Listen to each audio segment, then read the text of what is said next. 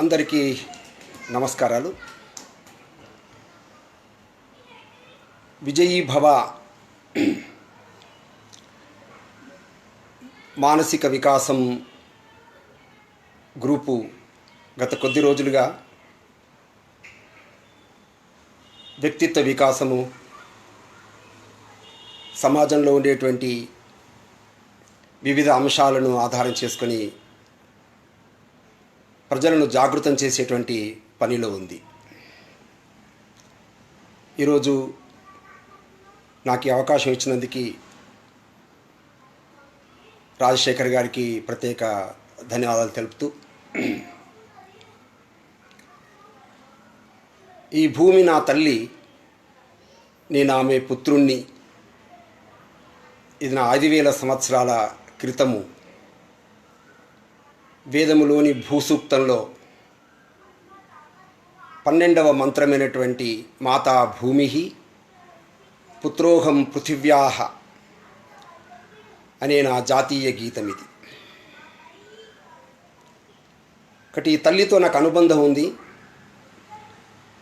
ఈ భూమి మీద జన్మించినటువంటి చరాచర జీవకోటి నాతో పాటే ఈ దేశంలో, ఈ భూమిలో, ఈ ప్రపంచంలో, ఈ సృష్టిలో జన్మించి పరిఢవిల్లుతున్నటువంటి ఒక ప్రకృతి నాకు కనిపిస్తుంది. అంటే భారతదేశంలో ఉండే 6,50,000 గ్రామాలు ఒకప్పుడు ప్రపంచంలో పేరెన్నికగనటువంటి గ్రామ పంచాయతీలుగా విలసిల్లి స్వావలంబనతో, స్వాభిమానంతో ముందుకెళ్ళినటువంటి గ్రామాలు కలిగినటువంటి దేశం నా భారతదేశం. ఆంగ్లేయులు ఈ భారతదేశానికి వచ్చేటప్పటికే ఈ దేశంలో ఉండే రైతు తన సొంత విత్తనాలతో, సొంత ఎరువులతో పంటకి తెగులు వచ్చినప్పుడు పురుగుల మందులతో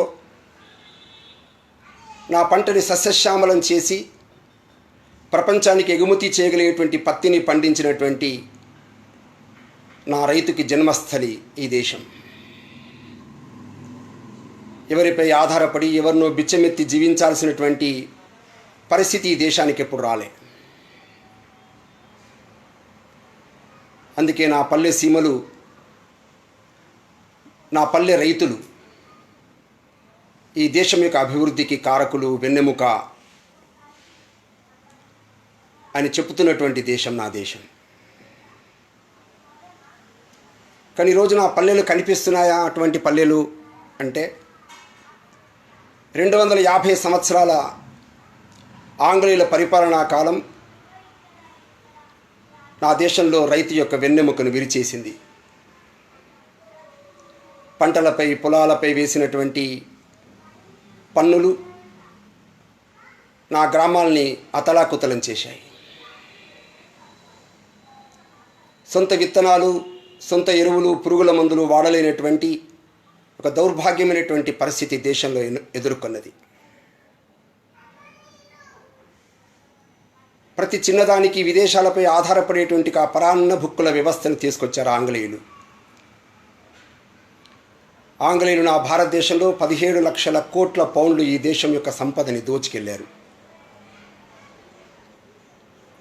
గ్రామాలన్నీ గుల్లైపోయాయి.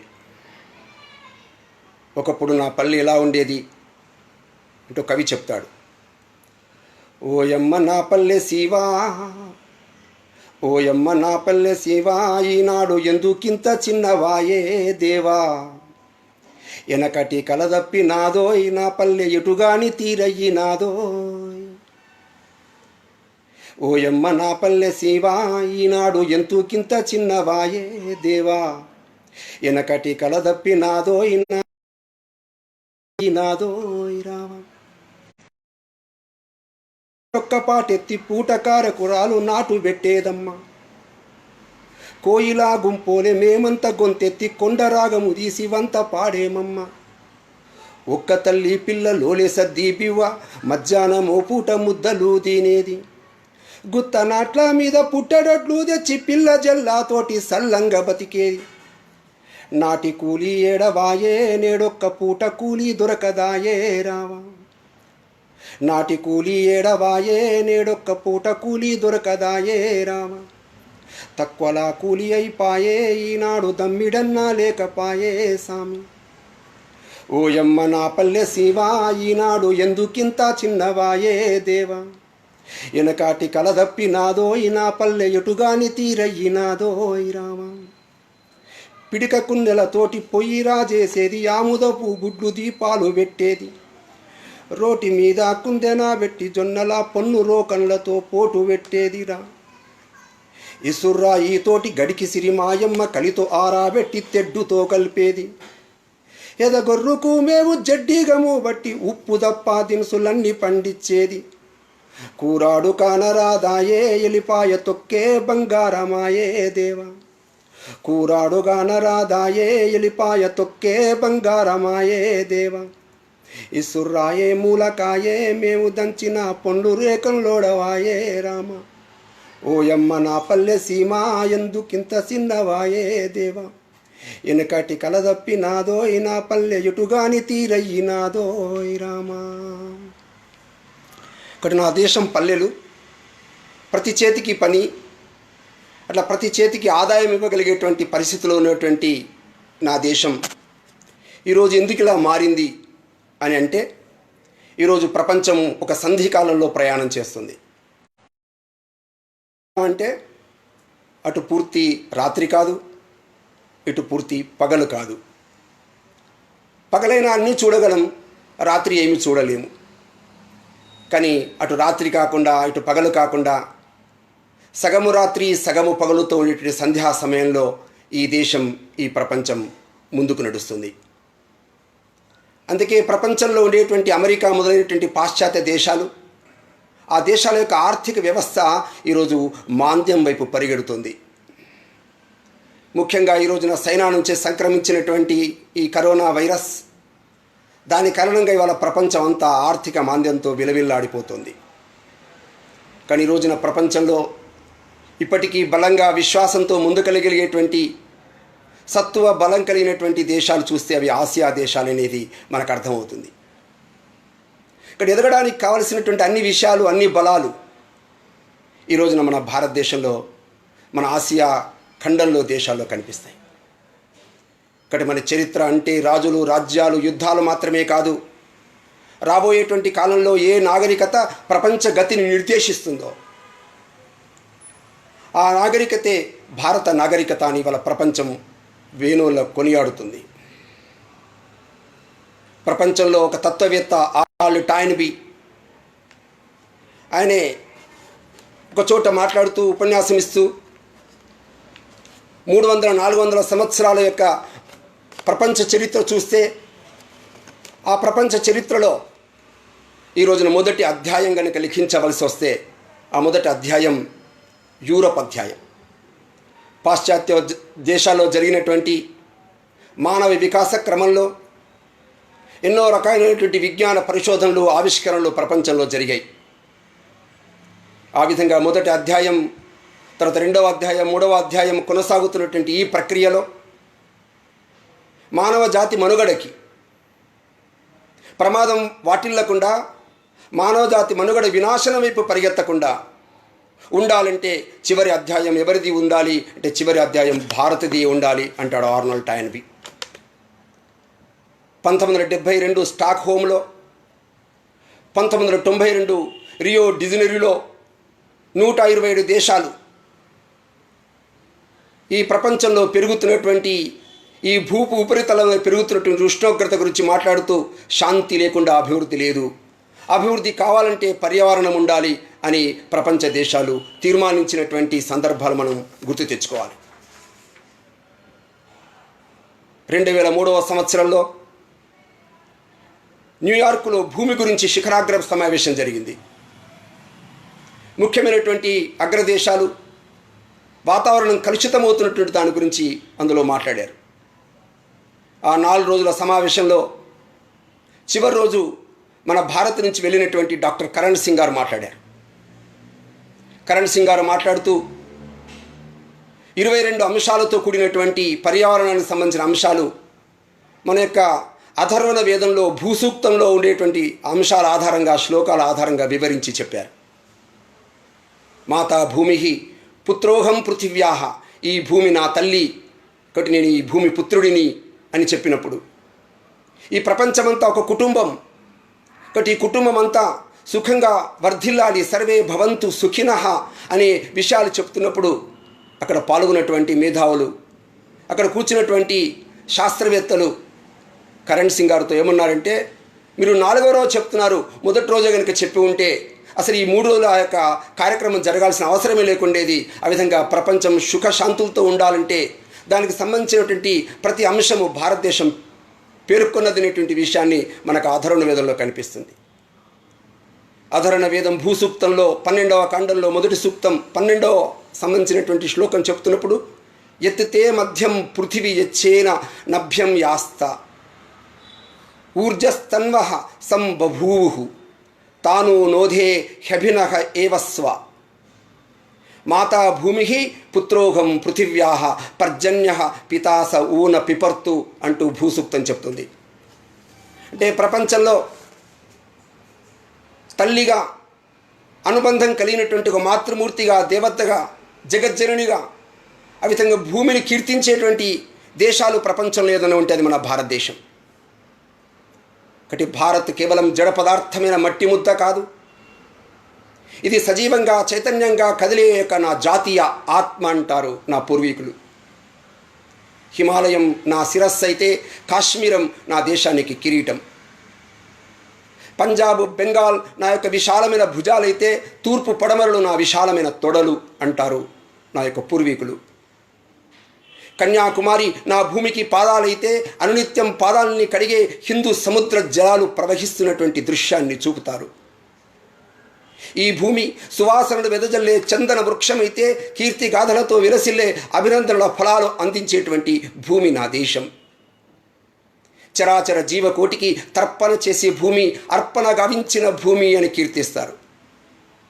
ఈ భూమిలోని రాయిలో రప్పలో కణకణమున శంకరుడే నివసిస్తున్నాడని నా యొక్క ఋషులు కీర్తిస్తారు. ఈ భూమిలో ప్రవహించే ప్రతి చిన్న చిన్న నీటి బొట్టులో పవిత్ర గంగాజలం కనిపిస్తుంది. అందుకే పవిత్ర గంగాజలానికి హారతిస్తాం. మేము జీవిస్తే ఈ భూమి కోసమే జీవిస్తాం, మరణిస్తే ఈ భూమి కోసమే మరణిస్తాం. మరణించిన పిదప గంగానదిలో కొట్టుకుపోయే మా అస్థికల వద్దకు వెళ్ళి చెవులు పెట్టి వింటుంటే ఆ అస్థికల నుండి వినిపించే ఒకే ఒక స్వరం భారత్ మాతాకి జై అనేటువంటి నినాదం వినిపిస్తుంది. అందుకే ఉత్తమ జన్మ మానవ జన్మ, ఆ మానవ జన్మకు సార్థకత పెంచడం కోసం భూమిలో పుట్టినటువంటి ఈ భూమిని ఒక పవిత్రంగా, ఈ భూమిని స్వచ్ఛమైన నీరు, స్వచ్ఛమైన గాలి, ప్రాణవాయువు కలిగినటువంటి ఒక భూమిగా రూపొందించడం కోసం కృషి చేసేటువంటి ఒక భుజస్కంధాల మీద వేసుకున్నటువంటి భారంతో ముందుకు నడుస్తున్నటువంటి భారతీయులం మనమంతా. జన్మల్లోకెల్లా ఉత్తమ జన్మ మానవ జన్మ అంటారు. మానవ జీవితమే గొప్ప జీవితం అనుకుంటారు. కానీ అది తప్పు సుమ. కేవలం మానవ జీవితమే కాదు, ఈ భూమిలో మనతో పాటే జీవించేటువంటి పశువులు, పక్షులు, వృక్షాలు, నదులు, పర్వతాలు ఇవి ఇంకా మనకంటే ఉన్నతంగా ఆనందంగా జీవించగలుగుతాయి. కానీ మనదొక్కటే జీవితం కాదు. ఒకటి, ప్రకృతిపై నీకెంత హక్కు ఉందో వాటికి కూడా హక్కు ఉంది. నీకు జీవించే హక్కు ఎలా ఉందో వాటికి కూడా జీవించే హక్కు ఉంది అని చరాచర సృష్టిలో భగవంతుని దర్శనం చేసుకున్నటువంటి దేశం నా భారతదేశం. ఒకటి, రోజున ప్రపంచంలో ఉండేటువంటి దేశాల యొక్క ఆర్థిక వ్యాపారాలు, రాజకీయ వ్యవస్థలు చూస్తుంటే మనం ఏ దిశలో ప్రయాణం చేస్తున్నాం, ఈ దేశంలో ఉండి ఈ ప్రపంచంలో ఉండేటువంటి ప్రజలందరూ కూడా ఏ శక్తులపైన ఆధారపడి జీవిస్తున్నారు. ప్రపంచంలో ఉవ్వెత్తున వ్యాపారాలు చేసేటువంటి మార్కెట్ యొక్క కంపెనీలు, శక్తుల యొక్క సామాజిక ఒప్పందాలపైన ఆధారపడి మనం ప్రయాణం చేయాలా? అటువంటి అభివృద్ధిని కాంక్షించాలా? లేకపోతే పరస్పరమైన సంబంధాలతో కూడినటువంటి కుటుంబాల ఆధారంగా ఈ దేశంలో ఆర్థికమైనటువంటి శక్తిగా మనం ఎదగాల? ఇది మనని మనం అవలోకన చేసుకోవాల్సిన అవసరం ఉంది ఈ రోజున. ఈ రోజున అమెరికా వంటి పాశ్చాత్య జీవన విధానం, అమెరికాలో ఒక వ్యక్తి ఒక బ్లాక్ షర్టుతో వేసుకుని తిరుగుతుంటే ప్రపంచంలోని చాలా ముఖ్యమైనటువంటి దేశాల్లో కొన్ని నగరాల్లో అవే ధరించి తిరుగుతున్నారు. అమెరికాలో ఫలానా స్టైల్లో జుట్టు కత్తిరించుకొని పెంచి నడుస్తుంటే అదే శైలిలో జుట్టు పెంచుకుని తిరుగుతున్నారు. అమెరికాలో ధరించే ప్యాంట్లకి రంధ్రాలుంటే మన దేశంలో ఆ విధంగా ప్రపంచంలోని ముఖ్యమైనటువంటి నగరాల్లో అదేవిధంగా ఆ ప్యాంట్లకి రంధ్రాలు చేసి మరీ ధరిస్తున్నారు. అమెరికాలో ఆల్కహాల్ తాగితే అదే అనుకరించి అదే ఫ్యాషన్, అదే ఆధునికతగా ప్రపంచం అంతా పరిగెడుతున్నది. అమెరికా నుంచి వచ్చేటువంటి డ్రగ్స్ తీసుకోకపోతే అసలు మన యువకులమే కాదనేటువంటి ఒక పిచ్చి పట్టినటువంటి రోగము ముదిరినటువంటి వ్యవస్థ ఇవాళ ప్రపంచంలో కనిపిస్తుంది. ఇవాళ అమెరికా తన జీవన శైలిని మార్చుకోకపోతే కేవలం ప్రపంచానికి మాత్రమే కాదు, దానితో పాటు తన యొక్క అమెరికా కూడా తన గోతిలో తాను పడుతుందనే విషయాన్ని ఇవాళ మర్చిపోకూడదు. ఇవాళ ప్రపంచంలో 4% జనాభా కలిగినటువంటి దేశం అమెరికా. కానీ భారతదేశం వేల సంవత్సరాల నుంచి విజ్ఞానము ప్రకృతిని దోచుకోమని చెప్పకుండా ఈ ప్రపంచంతో సహజీవనం చేయమని చెబుతున్నటువంటి దేశం భారతదేశం. ఇవాళ ప్రపంచంలో ప్రజాకోటిలో ఆకలి ఉంది, నిరుద్యోగం ఉంది, వాటిని పరిష్కరించాల్సిందే. కానీ పరిష్కరించడానికి కేవలం వస్తువులను ఉత్పత్తి చేయడం కాదు, వస్తువుల్ని పెద్ద ఎత్తున మార్కెట్లోకి కుమ్మరించడం కాదు సుమా. ఈ ప్రపంచంలో ఉండే సగటు మనిషికి ఉపాధి లభించాలి. ఆ ఉపాధి లభించే ఆర్థిక కల్పనలు, ఆర్థిక యోజనలు ఇవాళ ప్రపంచం చేయవలసి ఉంది. ప్రపంచంలో ఉండేటువంటి ఈ దేశాల మధ్య వైశిష్ట్యత ఉంది, వైవిధ్యత ఉంది. కొట్టి ప్రపంచంలో ఒక దేశం చూసి ఇంకొక దేశం కాపీ కొట్టి అనుకరించాల్సిన అవసరం లేదు. ఉదాహరణకి మనం చూసుకున్నట్టయితే ఇవాళ అమెరికాలో 28,000 మంది రైతులు ఉన్నారు, 30 కోట్ల జనాభా ఉంది. ఒక్కొక్క రైతు చేతిలో 3,000 ఎకరాల భూమి ఉంది సరాసరి. అదే భారత్లో 130 కోట్ల జనాభా ఉంటే 65 కోట్ల మంది రైతులు పొలాలు దున్నుతుంటే ఒక్కొక్కరి చేతిలో ఎంత ఉందండి? 2.5 ఎకరాలు సరాసరి ఉంది. ఇక్కడ అమెరికా రైతు నుండి మనం ఏమి అనుకరించాలి, ఏమి కాపీ కొట్టాలి, ఏమి నకలుతో మన వ్యవసాయం చేయాలి? శీతోష్ణ స్థితి వేరువేరుగా ఉంది. ఇవాళ ఈ భూమి మీద ఆర్కిటిక్, అంటార్కిటిక్ అనేటువంటి ప్రాంతాలు ఉన్నాయి. అక్కడ 6 నెలలు పగలుంటుంది, 6 నెలలు రాత్రి ఉంటుంది. యూరోప్లోనైతే రాత్రి 10:30 గంటల వరకు సూర్యుడు సూర్యుడు కనిపిస్తాడు 10:30 గంటలకి కూడా. కానీ భారత్లో సూర్య గమనం వేరుంటుంది. అందుకే ఇక్కడ పంచాంగం ఏర్పడింది. సూర్యుడు వచ్చాడన్నటువంటి స్పృహతో ఉదయం లేస్తుంటాం. సూర్యుడు వచ్చాడన్నటువంటి స్ఫూర్తితోనే ముందు లేచి మన కాలకృత్యాలు తీర్చుకొని ఆ విధంగా మనిషి ప్రయాణం చేస్తాడు ఈ దేశంలో. ప్రపంచంలో జీవకోటిలో వైవిధ్యం ఉంది. వృక్షాల్లోనే 2 లక్షల రకాల వృక్షాలున్నాయి. మొక్కల్లోనే 2 లక్షల రకాల మొక్కలున్నాయి. ఆ విధంగా ప్రపంచంలో ఉండేటువంటి ఈ 2 లక్షల రకాల యొక్క వాటిలో సుమారుగా 60,000 రకాలు కేవలం భారత్లోనే ఉన్నాయి. 80,000 రకాల జంతువులు, పక్షులు, కీటకాలు ఆ విధంగా ప్రపంచంలో ఉంటే ప్రపంచంలోని యొక్క జంతుజాలంలో 16% మన యొక్క భూమిలో ఉన్నాయి. కాబట్టి భారతదేశం 2% భూమి ఉన్న ఆ విధంగా 14% జీవరాశులతో విలసిల్లుతున్నటువంటి దేశం మన యొక్క భారతదేశం. మిత్రులారా, ప్రపంచంలో ఇంకొక భూమిని పోల్చుకొని, ఇంకొక దేశాన్ని పోల్చుకొని మనము ముందుకు నడవటం మన దేశం యొక్క పతనానికి హేతు అవుతుంది. ఉదాహరణకి మన దగ్గర గోధుమ పంట పండిస్తే 3 నెలలకే కోతకు సిద్ధమవుతుంది. అదే ఇంగ్లాండ్లో గోధుమ పంట పండించాల్సి వస్తే 7 నెలల తర్వాత అది కోతకు సిద్ధమవుతుంది. భారతదేశంలో పొలాలు దున్నవలసి వస్తే మనం ఎద్దులతో ఇంగ్లాండ్లో గుర్రాలతో పొలాలు దున్నుతారు. భారతదేశంలో పశువులు పేడ వేస్తే ఆ పేడ నుండి ఎరువు తయారవుతుంది. కానీ ఇంగ్లాండ్లో పేడ నుండి ఎరువు తయారు కాదు. భారతదేశంలో ఉండేటువంటి పేడ నుండి గోబర్ గ్యాస్ వస్తుంది. కానీ ఇంగ్లాండ్లో పేడ నుండి గోబర్ గ్యాస్ రాదు. అందుకే ప్రపంచంలో ఒక విలక్షణం కలిగినటువంటి భారతదేశం, ప్రపంచంలో ఉండేటువంటి అన్ని శీతోష్ణ స్థితులు భారతదేశంలో మనకు కనిపిస్తాయి.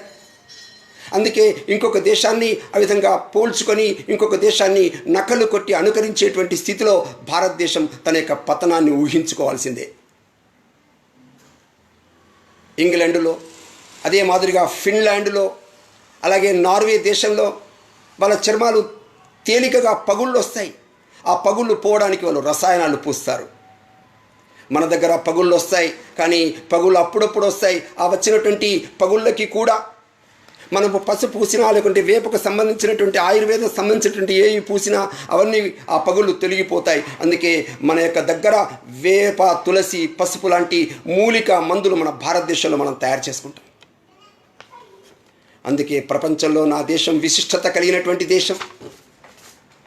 అందుకే ఈ దేశాన్ని మనం భారతమాత అని పిలిచినప్పుడు ఇదేదో సెంటిమెంట్ అనుకుంటాం, కానీ భారతమాత అంటే ఈ భూమిలో ఉండేటువంటి పర్యావరణం, ఈ భూమిలో నివసించేటువంటి పశువులు, పక్షులు, కనిపించినటువంటి సూక్ష్మ జీవుల పట్ల, అన్నిటి పట్ల సమాదరణ, సమాభావం, ఆ విధంగా సమన్వయం, సమరసత కలిగినటువంటి దేశం నా భారతదేశం.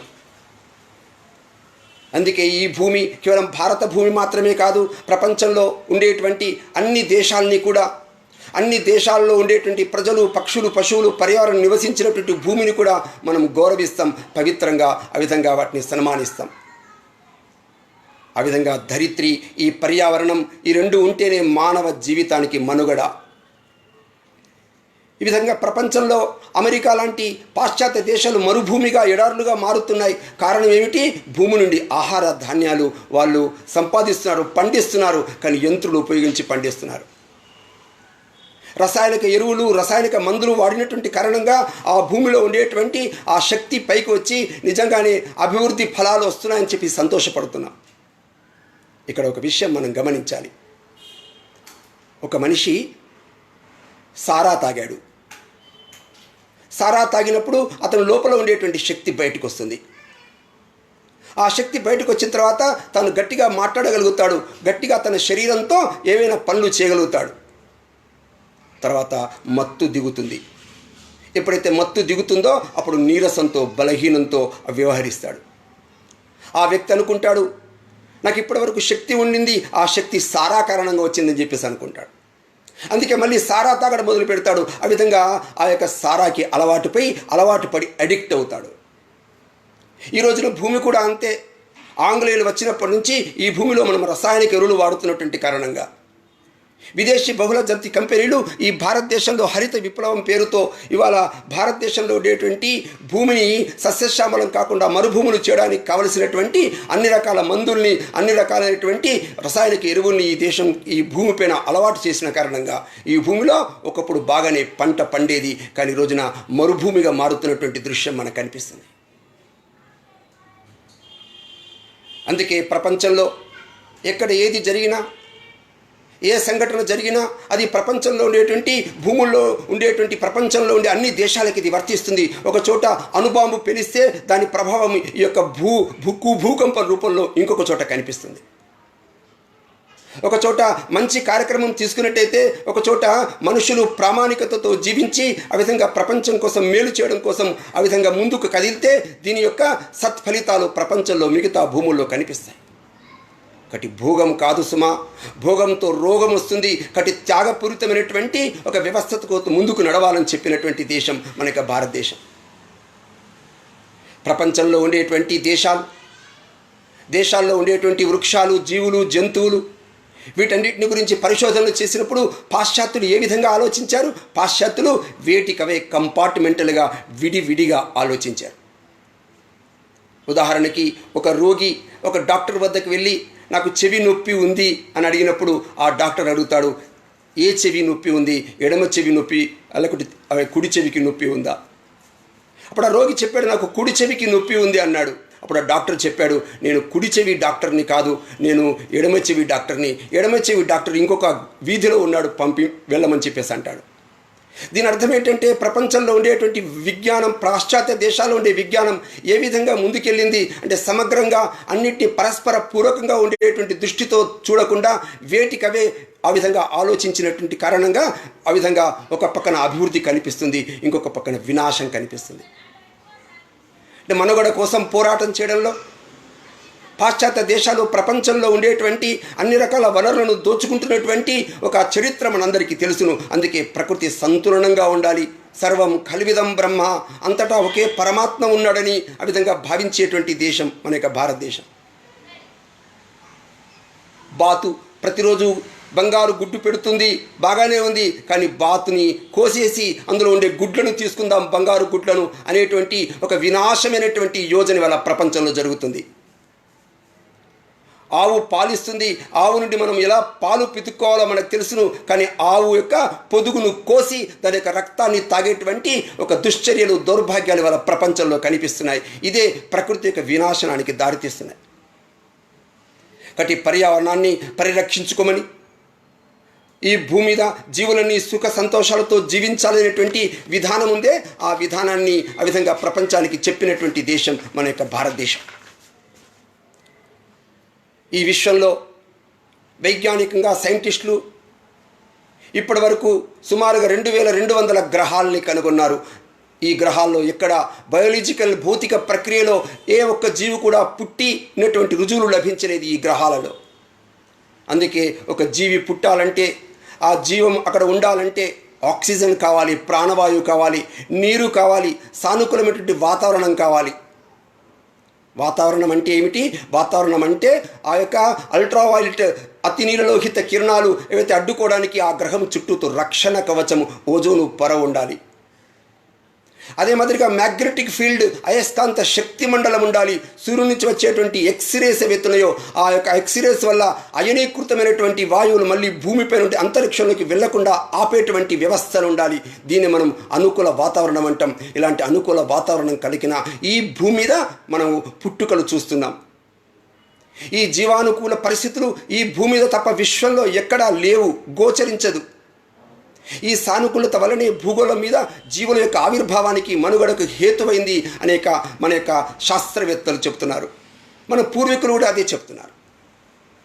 స్వచ్ఛమైన నీరు ఉండాలి, కాలుష్య రహితమైనటువంటి గాలి ఉండాలి, అలాగే జీవరాశులు తట్టుకోగల ఉష్ణోగ్రత ఈ దేశంలో, ఈ భూమి మీద ఉండాలి. ఈ మూడు కూడా ఒకటినొకటి పరస్పరం ఆధారపడి ఉంటాయి. వీటి మధ్య సమతుల్యత కొంచెం తగ్గినా మిగతా రెండింటి మీద దాని ప్రభావం పడుతుంది అని మన పూర్వీకులు చెప్పారు. ఈ రోజున ప్రపంచంలో జరుగుతున్నటువంటి మార్పులు, ఈ మార్పుల కారణంగా ప్రపంచంలో ఏర్పడుతున్నటువంటి సమస్యలు, ఇవన్నీ మనం చూస్తుంటే ప్రధానమైనటువంటి సమస్య ఇవాళ భూమి ఉపరితలం మీద వాతావరణం వేడెక్కడం. వాతావరణం వేడెక్కడం కారణంగా ఇవాళ కార్బన్ డైఆక్సైడ్, మిథేన్ వంటి వాయువులు విపరీతంగా ఉత్పత్తి అవుతున్నాయి. ఆ 2 రకాల వాయువులు ఉత్పత్తి అవుతున్నటువంటి కారణంగా ఆ ప్రపంచంలో ఉండేటువంటి ముఖ్యంగా ఆర్కిటిక్, అంటార్కిటిక్ లాంటి మంచు ప్రాంతాలన్నీ కరిగిపోతున్నాయి. కరిగిపోతున్నటువంటి కారణంగా ఆ కరిగిపోయినటువంటి నీళ్ళన్నీ కూడా సముద్రాల్లోకి వెళుతున్నాయి. ఆ విధంగా సముద్ర జలాల యొక్క మట్టము, సముద్ర మట్టాలు పెరుగుతున్నాయి. ఎప్పుడైతే సముద్ర మట్టం పెరిగిందో సముద్రం యొక్క సమీప ప్రాంతాలైనటువంటి ఏవైతే తీర ప్రాంతాలు ఉన్నాయో ఆ తీర ప్రాంతాల్లో ఉండేటువంటి ప్రజల యొక్క మనుగడ ఇవాళ ప్రశ్నార్థకమైంది. సముద్ర మట్టానికి దగ్గరగా ఉండేటువంటి అడవులు నశించిపోతున్నాయి. ఎప్పుడైతే అడవులు నశిస్తున్నాయో అడవులకి ఆలంబనైనటువంటి జంతువులు, పక్షులు, వృక్షాలు కూడా సమూలంగా నాశనమవుతున్నాయి. ఆ విధంగా ఒక చోట ఒక సంఘటన జరిగిన ప్రపంచంలో ఏ ఒక్కరూ కూడా వినాశనం వైపు తమ యొక్క ప్రణాళికలను రూపొందించిన దాని ప్రభావం ప్రపంచమంతా ఉంటుందనేటువంటి ఒక దానికి ఉదాహరణగా మనం ఇవాళ గ్లోబల్ వార్మింగ్, ఈ విధంగా భూమి ఉపరితలం యొక్క వాతావరణం వేడెక్కడం అనేటువంటిది ఇవాళ ఒక సమస్యగా మనకు కనిపిస్తుంది. కాబట్టి ఇవాళ ప్రపంచంలో ఉండేటువంటి వ్యవసాయ ఆధారిత దేశాలు, వ్యవసాయ ఆధారితంగా పనిచేసేటువంటి పంట పొలాలు ఇవాళ సముద్రం నుంచి వచ్చేటువంటి జలాలు లవణంతో ఉన్నటువంటి కారణంగా, ఉప్పుతో ఉన్నటువంటి కారణంగా పంట పొలాలు నాశనం అవుతున్నాయి. ఆ రకంగా వన్యప్రాణులకి అదే మాదిరిగా పంటలు సస్యశ్యామలమైనవన్నీ కూడా ఇవాళ మరుభూములుగా మారిపోతున్నాయి. ఈ రోజున మన చుట్టూ ఈ జరుగుతున్నటువంటి మార్పులకు కారణం ఏమిటి? సామాన్యమైనటువంటి వ్యక్తులు, చదువుకున్నటువంటి వ్యక్తులకి ఇది అర్థం కావట్లేదు. ఈ భారతదేశంలో మనం ఎప్పుడైతే ఆంగ్లేయ విద్యా విధానం తీసుకొచ్చామో, దేనికదే విడివిడిగా కంపార్ట్మెంట్లుగా చూసేటువంటి ప్రవృత్తిని ఎప్పుడైతే అలవరుచుకున్నామో, సమగ్రంగా మొత్తము భూమిని ఒక దృష్టికోణంతో చూడగలిగేటువంటి విద్యని, విద్యా విధానాన్ని మనం ఎప్పుడైతే మన యొక్క పిల్లలకి, మన తరాలకి బోధించినటువంటి కారణంగా మన చుట్టూ జరుగుతున్నటువంటి మార్పులు ఏమిటో ఒక అవగాహన కోల్పోయి అజ్ఞానంతో వ్యవహరిస్తున్నటువంటి ఒక స్థితి ఇవాళ ప్రపంచంలో మనకు కనిపిస్తుంది. అందుకోసం ఇవాళ ప్రపంచంలో అంతర్జాతీయంగా ఈ గ్రీన్ హౌస్ గ్యాసెస్ని, పెట్రోల్ కావచ్చును, బొగ్గు కావచ్చును, డీజిల్ కావచ్చును, వీటిని మండించినటువంటి కారణంగా వచ్చేటువంటి వాయువుల యొక్క అయితే పరిణామాలు కావచ్చును, వీటన్నిటిని తగ్గించడం కోసం మార్పుల్ని అదేవిధంగా ఉన్నట్టుగా ఆహ్వానించకుండా ఆ విధంగా సమాజంలో వాతావరణం సమతుల్యంగా ఉండడం కోసం గాను ఇవాళ ప్రపంచంలో దేశాలు ప్రయత్నం చేస్తున్నాయి. ప్రతి వ్యక్తి ఇవాళ వ్యక్తిగతంగా తన భుజస్కంధాలపైన ప్లాస్టిక్ను వాడొద్దని, నీరు విద్యుత్తును వృధా చేయవద్దని, వీలైనంత వరకు వాహనాల్ని తక్కువగా వాడాలని, ఆ విధంగా ఒక్కొక్క మొక్కను ఆ విధంగా నాటుతూ ఆ విధంగా 10 మంది పుత్రులకి 10 మంది కొడుకులకి ఆ విధంగా పెట్టుగా ఉండేటువంటి మొక్కల్ని వృక్షాన్ని నాటాలని ఆ విధంగా చెప్పగలిగేటువంటి స్థితిలో ఇవాళ ప్రపంచంలో ఒక పెద్ద క్యాంపెయిన్ జరుగుతుంది, ప్రచారం జరుగుతుంది. మిత్రులారా, ఈ రోజున ప్రపంచంలో ఇవన్నీ వ్యక్తిగతంగా చేసేటువంటి మన యొక్క కార్యాలు, పనులు. ఈ పనులు చేస్తున్నప్పుడు మాత్రమే ప్రపంచంలో ఆ విధంగా పెను మార్పులు సంభవించేటువంటి చోట ఒక సమతుల్యమైనటువంటి ఒక మంచి వాతావరణాన్ని మనం చూడగలుగుతాం. భగవంతుడు ఒక అద్భుతమైన సృష్టిని మనకు అందించాడు. ప్రపంచంలో ఉండేటువంటి ఈ యొక్క వృక్షరాజాలు, పశువులు, పక్షులు, మనుషుల మధ్య ఎంతటి సమన్వయం, సమరసత ఉందో ఒకసారి చూడండి.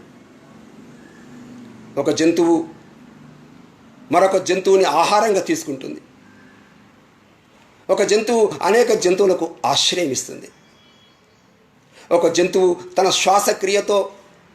శ్వాసక్రియతో కార్బన్ డయాక్సైడ్ని వదిలిపెడితే, బొగ్గు పులుసు వాయువుని వదిలిపెడితే, ఆ వదిలిపెట్టినటువంటి ఆ వాయువు వృక్ష జాతులకి అదే ఆహారంగా ఉపయోగపడుతుంది. ఎప్పుడైతే ఆ వృక్ష జాతులు ఆ యొక్క కార్బన్ డయాక్సైడ్ని పీల్చుకొని కిరణజన్య సంయోగ క్రియ ద్వారా ఆహారాన్ని తయారు చేసుకొని ఆ ఆహారాన్ని పశువులకు ఇస్తాయి, ఆ ఆహారాన్ని మనుషులకు ఇస్తాయి. అదే మాదిరిగా మనుషులు తాము తిన్న తర్వాత వదిలిపెట్టినటువంటి తొక్కలు కావచ్చును, తౌడు కావచ్చును, ఇట్లాంటి ఊక కావచ్చును, ఇవన్నీ కూడా మనం భూమికి సమర్పిస్తాం. ఆ విధంగా జంతువులకు సమర్పిస్తాం. వ్యర్థ పదార్థాలు తిన్నటువంటి ఆ యొక్క జంతువులు పాలిస్తాయి. ఈ విధంగా పరస్పరం జంతువులు వృక్షాలకి, వృక్షాలు జంతువులకి, మనుషులకి, మనుషులు వృక్షాలు జంతువులకి, ఈ విధంగా ఒక పరస్పరమైనటువంటి ఏదైతే వ్యవస్థ ఉందో దాన్ని మనం దైవీ త్రికోణం అని చెప్తాం.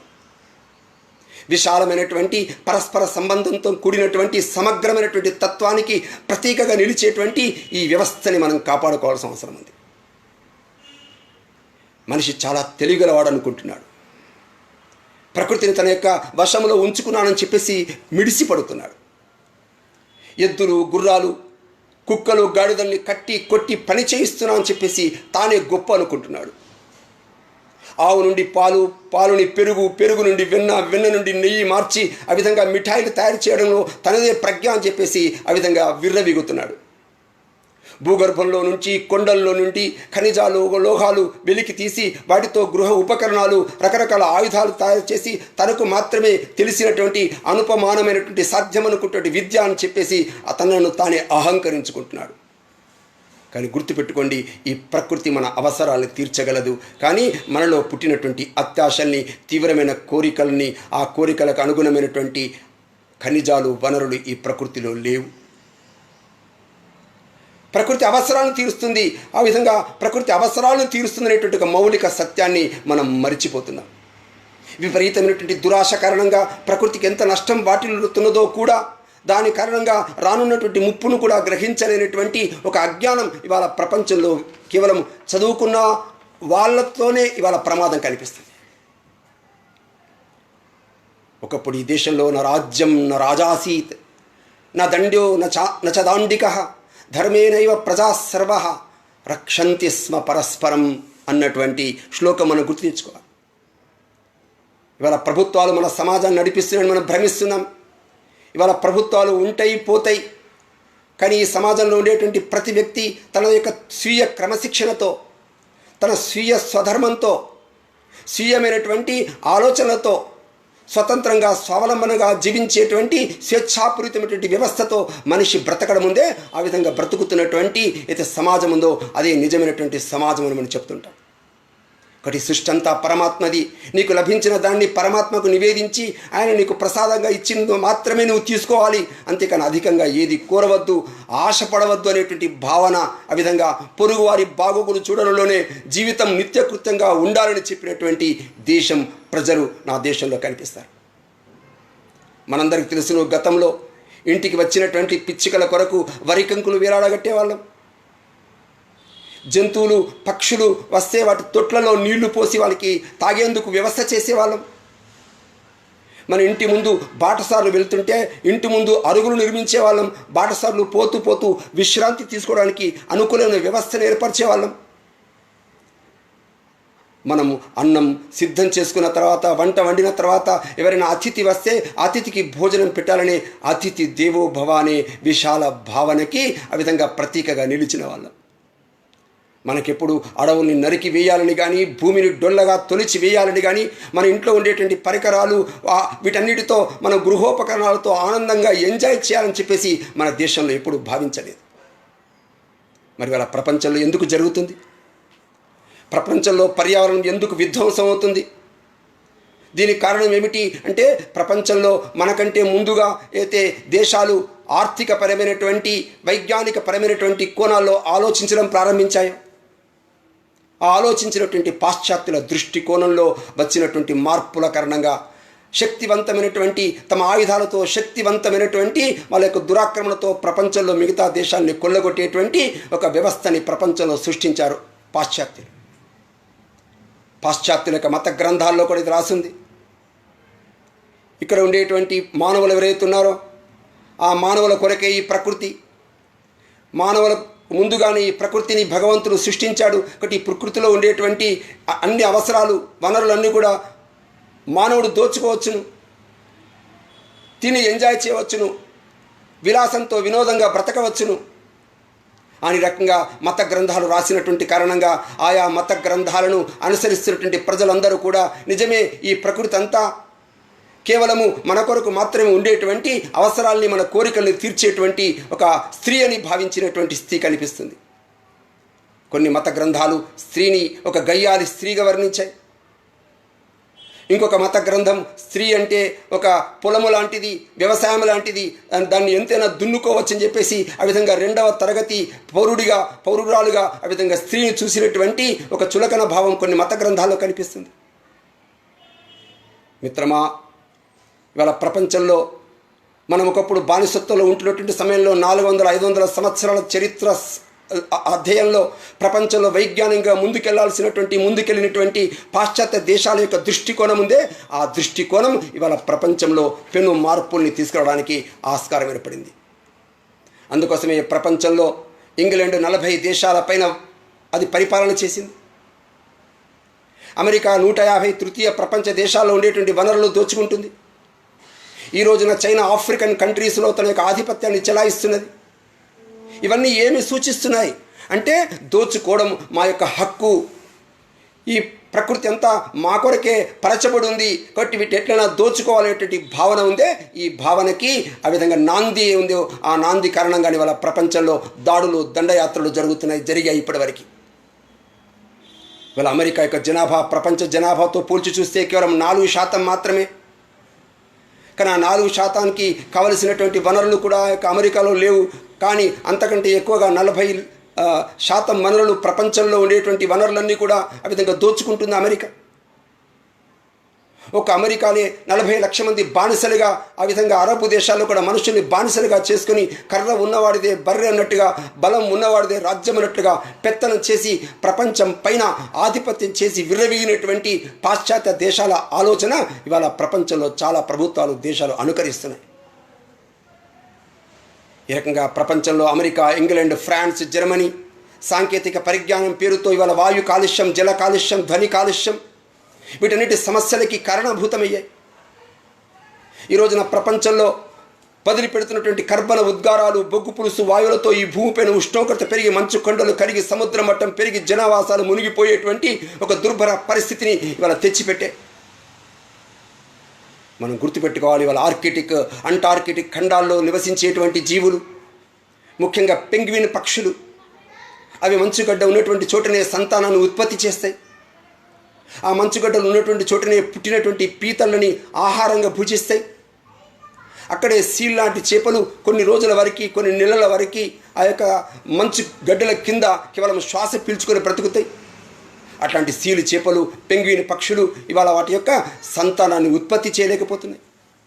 సంతానాన్ని ఉత్పత్తి చేసినప్పటికీ సరిగ్గా అవయవాలు రూపొందకుండా ఆ విధంగా సంతానం అంతా నష్టపోతున్నది, వాటి యొక్క దుష్పరిణామాలు ఎదుర్కొంటున్నది. ఇవాళ ప్రపంచంలో విజ్ఞాన దృష్టి, ఆధ్యాత్మిక దృష్టి, ఆర్థిక దృష్టి, సామాజిక దృష్టి ఇవన్నీ కూడా దేశ స్వాతంత్రాన్ని, సౌభాగ్యాన్ని నిలుపుకునేటువంటి దృష్టితో, ఏ దృష్టితో చూసినా భూమి పట్ల, ప్రకృతి పట్ల ఒక ఆరాధన భావం ఉండాలనేటువంటి ఆలోచన ఇవాళ ప్రపంచంలో శూన్యంగా ఉంది. అందుకే ప్రపంచంలో ఈ రోజున కనిపిస్తున్నటువంటి ఏవైతే దృశ్యాలు ఉన్నాయో, సంఘటనలు ఉన్నాయో, వీటన్నిటిని చూసినప్పుడు ఇవాళ ప్రపంచంలో మనం మేలు చేయగలిగేటువంటి వ్యక్తులుగా ఇవాళ ప్రపంచ ప్రజలందరూ ముందుకు అడుగు వేయాల్సిన అవసరం ఉంది. ఈరోజు తుఫాన్లు, సునామీల కారణంగా జలప్రళయం వస్తుందనేటువంటి మనం అనుకుంటున్నాం. కానీ జలప్రళయం కంటే ఇవాళ సముద్ర మట్టం పెరగడం వల్ల జరిగేటువంటి విధ్వంసం చాలా భయంకరంగా ఉంటుంది. ఇదంతా భవిష్యత్తు గురించి కాదు సుమా. ఈ రోజున ప్రపంచంలో మనం వర్తమానం గురించి ఆలోచించాలి. సముద్రం మట్టం పెరిగినటువంటి కారణంగా సముద్ర తీర ప్రాంతాలైనటువంటి సింగపూరు, టోక్యో, ఉత్తర ఐరోపాలో నెదర్లాండ్స్, జర్మనీలో ఉండేటువంటి హాంబర్గ్, డెన్మార్క్ దేశం, వెన్నీస్ నగరం, Hong Kong, Beijing, Shanghai, Kolkata, New York వంటి నగరాలు, అదే మాదిరిగా మన యొక్క భారతదేశంలో 1076 కిలోమీటర్లు తీర ప్రాంతం ఉన్నటువంటి తమిళనాడు ప్రాంతం, చెన్నై, కాంచీపురం, తిరువల్లూరు, అక్కడ నివసించేటువంటి 1,25,000 మంది వాళ్ళ జాలర్లు నష్టపోతున్నారు. సముద్ర తీర ప్రాంతాల్లో నివసించేటువంటి ప్రజలు, ఆ దీవులు ఇవాళ సుమారుగా 130 కోట్ల మంది ప్రజలు అక్కడ మనుగడ కోల్పోయి మిగతా దేశాలకి వలసపోయేటువంటి పరిస్థితి ఏర్పడింది. సముద్రం మట్టం పెరిగి ఒకవేళ వరదలు వచ్చినట్టయితే భారత్, బంగ్లాదేశ్ మధ్యలో ఉండేటువంటి 1,40,000 హెక్టార్ల మేర విస్తరించి ఉన్నటువంటి సుందర్బన్ అడవులు కనబడకుండా పోతాయి. ఆ సుందర్బన్ అడవుల్లో నివసించేటువంటి కొండ చిరువలు, బెంగాల్ టైగర్లు, డాల్ఫిన్, చేపలు, మొసళ్ళకి ప్రసిద్ధమైనటువంటి ఆ యొక్క ప్రాంతం అంతా కనుమరుగై అడవులకు కోతకు గురవుతాయి. పసిఫిక్ సముద్రంలో ఉండేటువంటి స్వతంత్ర దేశమైనటువంటి కిరిబాటి అనేటువంటి ఒక 33 పగడపు దీవుల సమూహం ఉన్నటువంటి చోట భూ ఉపరితల ఉష్ణోగ్రత కారణంగా అగ్రదేశాలు పరిశ్రమల్లో నుంచి వ్యర్థ పదార్థాలని పారవేసేటువంటి ఒక డంపింగ్ యార్డ్గా ఇవాళ ఆ 33 పగడపు దీవుల సమూహం నెలకొన్నది. ప్రజలు రోగాన బారిన పడుతున్నారు. పారిశ్రామిక దేశాలు ఈ దేశాన్ని, ఈ దీవుల్ని చంపేస్తున్నాయి. 1000 కన్నా ఎక్కువ దీవుల సముదాయం ఉన్నటువంటి మాల్దీవులు సముద్రంతో అనుబంధం పెంచుకొని, సముద్రంతో సంబంధాలు కలిగి అక్కడ ఉన్నటువంటి ప్రజలందరూ ఆనందంగా ఉండేటువంటి ఆ పరిసర ప్రాంతాల్లో, ఆ తీర ప్రాంతాల్లో ఇవాళ సముద్రమే శత్రువైంది. గ్లోబల్ వార్మింగ్ వల్ల వచ్చేటువంటి ఉపద్రవాల ఇవాళ నుండి కాపాడే బాధ్యత ఇవాళ ప్రపంచంలో ముఖ్యమైనటువంటి బాధ్యత ఎవరిపైన ఉంది? ఇవాళ అగ్రదేశాలపైన ఉంది, పాశ్చాత్య దేశాలపైన. సముద్ర జలాలు ఇవాళ వ్యాకోచిస్తున్నాయి, వేడెక్కుతున్నాయి. శిలాజ ఇంధనాల వాడకాల వల్ల ఇవాళ ఉత్పన్నమైనటువంటి కార్బన్ డైఆక్సైడ్ 30% సాగర జలాల్లో కలుస్తున్నాయి. ప్రపంచవ్యాప్తంగా పెరుగుతున్నటువంటి ప్లాస్టిక్ ఇవాళ 80 లక్షల టన్నులు సముద్రంలో కలుస్తున్నది. ఒక చేప పొట్టలో 13 మీటర్ల పొడవు ఉన్నటువంటి చేపల వల దొరికిందిట. మరొక చేప పొట్టలో కార్ల సీట్లు కనిపించాయి. అసలు ఈ భూగోళం మీద 650 కోట్ల టన్నుల ప్లాస్టిక్ వ్యర్థాలు తిరుగుతున్నాయి. అది ఇది భూగోళమా లేక ప్లాస్టిక్ గోళమా అని ప్రపంచం విస్తుపోతున్నది. అదే మాదిరిగా ఎవరెస్ట్ పర్వతాలపైన ఎక్కుతున్నటువంటి పర్వతారోహకుల కారణంగా 50 సంవత్సరాల నుంచి ఇప్పటి వరకు 4,000 మంది ఎవరైతే పర్వతారోహకులు ఎక్కారో వాళ్ళ కారణంగా ఇవాళ 45,000 కిలోల వ్యర్థ పదార్థాలు ఇవాళ ఎవరెస్ట్ శిఖరం మీద కనబడుతున్నాయి.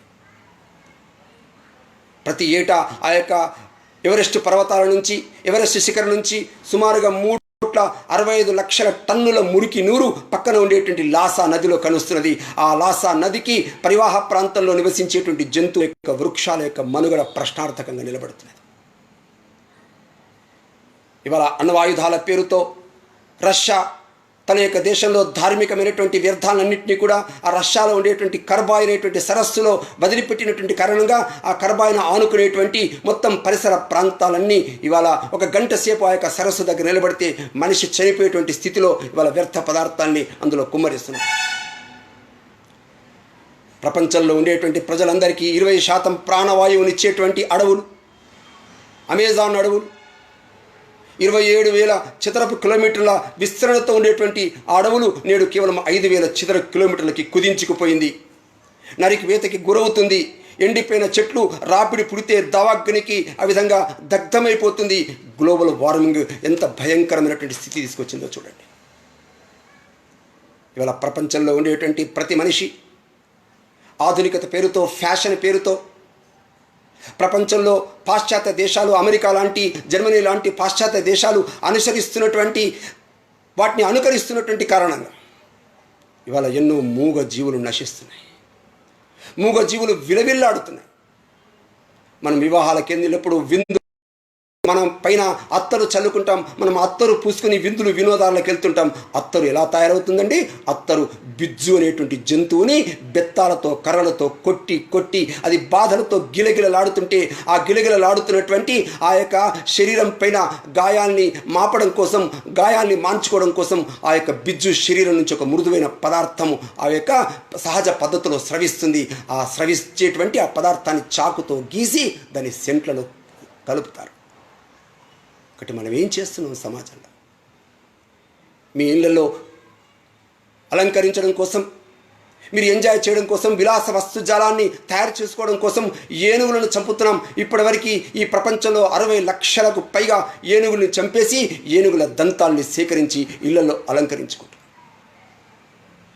మహారాష్ట్రలో ఉండేటువంటి ఠానే జిల్లాలో వ్యవసాయ భూముల్లో పంటలకి తెగులు వస్తే ఆ తెగుళ్ళలో ఆ యొక్క క్రిమి కీటకాదుల్ని తిని ఆ విధంగా సమతుల్యత చేయగలిగేటువంటి కప్పలు, అట్లాంటి కప్పల్ని లేకుండా చేసి ఆ కప్పల్ని కోసి ఆ కప్పల కాళ్ళని అమెరికాకి పంపిస్తున్నాం, విదేశాలకు ఎగుమతి చేస్తున్నాం.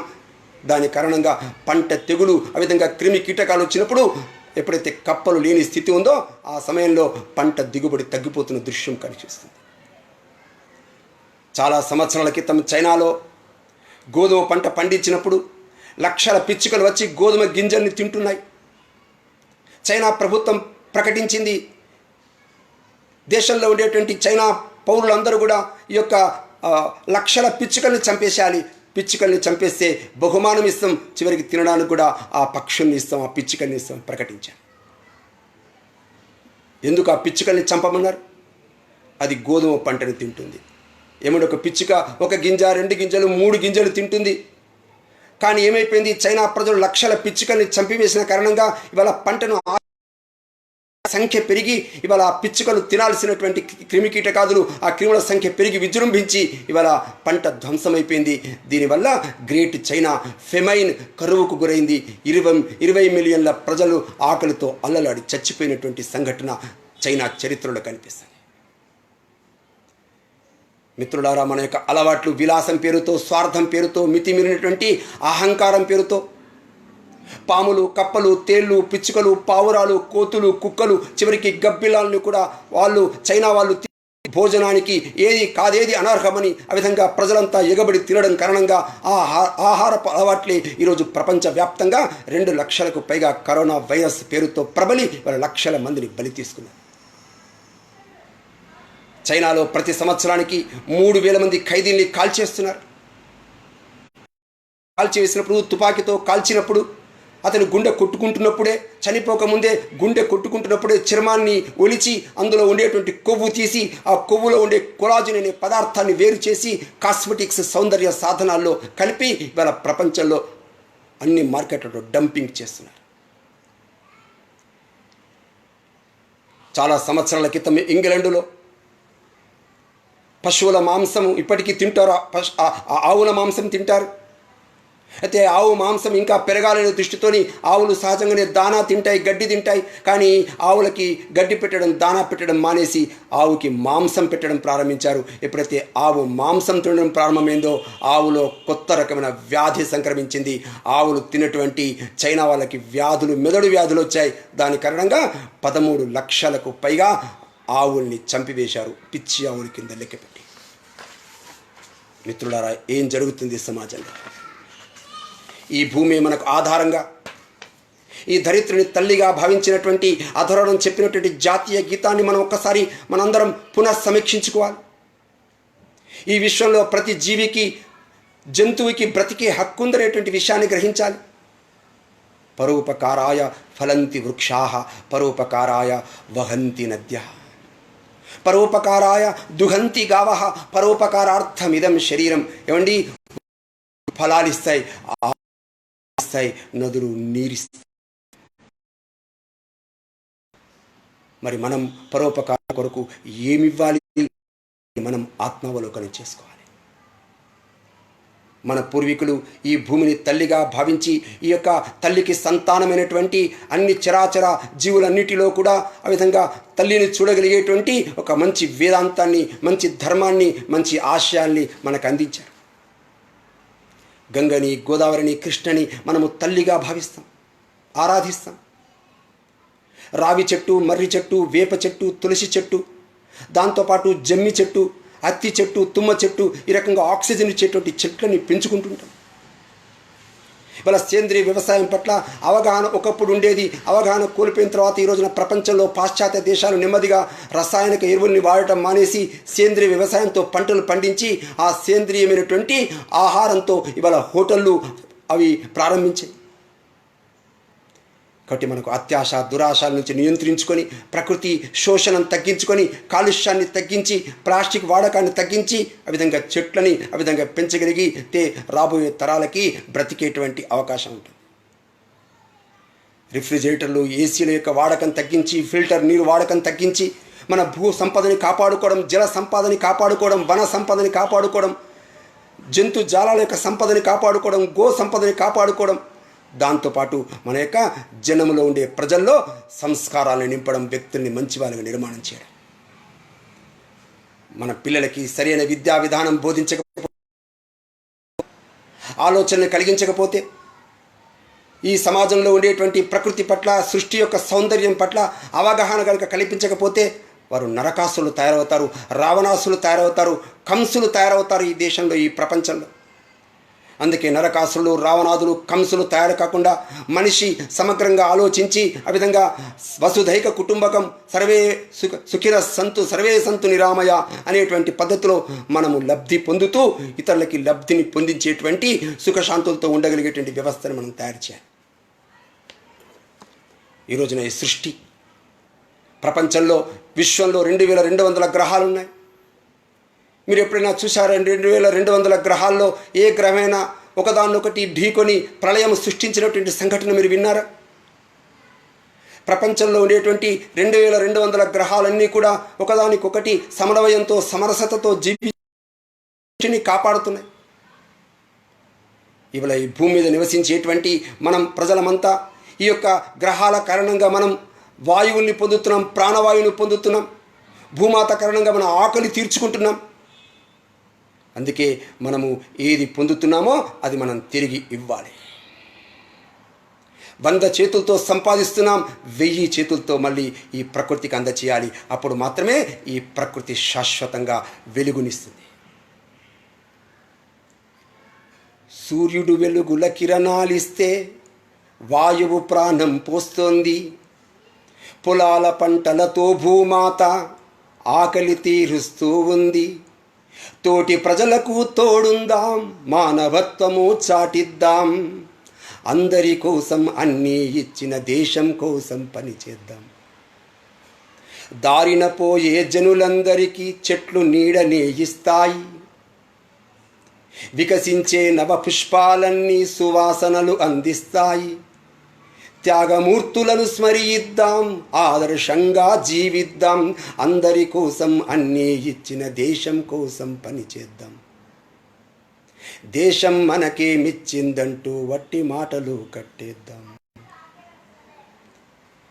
ఒకటి సృష్టిని, ఈ భూమిని సమగ్రంగా చూసి ముందుకు తీసుకుపోవడంలో ప్రధాన పాత్ర భారతీయులదని మనం గమనిద్దాం. వినాశనం వైపా, వికాసం వైపా? పర్యావరణం యొక్క వికాసాన్ని కాంక్షిస్తున్నామా, పర్యావరణం యొక్క విధ్వంసాన్ని కాంక్షిస్తున్నామా? ఇది వాళ్ళ అందరూ కూడా ఒకరినొకరు ఆత్మావలం చేసుకొని ఈ భూమి మీద నివసించేటువంటి ప్రజలందరూ కూడా మనుగడ సాధించాలంటే మానవ మనుగడ కోసం ఈ రోజున ప్రపంచంలో సత్యము, ధర్మము పునఃప్రతిష్ఠాపించాలి. రాజకీయ పార్టీల మీద, రాజకీయ సిద్ధాంతాల మీద, రాజకీయ వ్యవస్థలపైన ఆధారపడి కాదండి. కులము, ప్రాంతము, భాష, సంప్రదాయాల భేదాలు పాటించక దేశ ప్రజలంతా ఒక్క తాటి మీద నిలిచేటువంటి ఒక ఐక్యతని, ఏకాత్మతని మనం దర్శించుకోవాలి.